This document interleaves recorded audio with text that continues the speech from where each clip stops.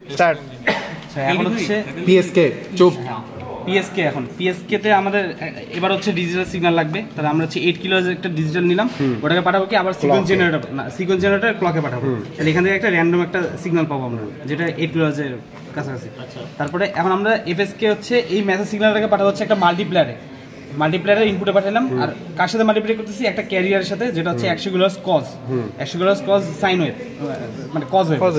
তাহলে এইখান থেকে যে মাল্টিপ্লেয়ার হইলো, এটাই হচ্ছে আমাদের কি বলে পিএসকে সিগন্যাল। আর পিএসকে সিগন্যালটা কি হবে আমাদের, এটা একটু জুম করে তাহলে হচ্ছে দেখা যাবে যে আমাদের এখানকার কিন্তু কি বলে সাইনোসয়েডের ইয়াটা সিগন্যালটা সেম আছে, খালি হচ্ছে ওর ফেসটা পুরোপুরি 180 ডিগ্রি শিফট হয়ে যেতেছে।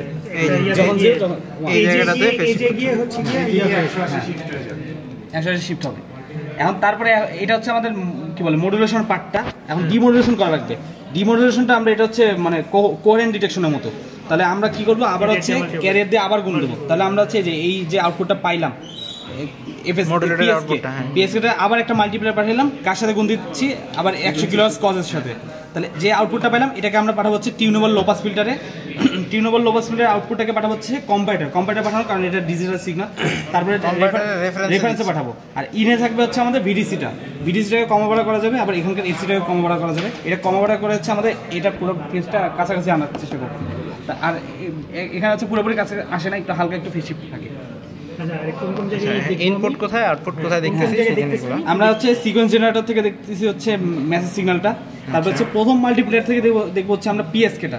আর একেবারে কম্পিউটার আউটপুট থেকে পাবো হচ্ছে আমরা পিএসকে ডিমোডুলেশনটা, ফাইনাল আউটপুট।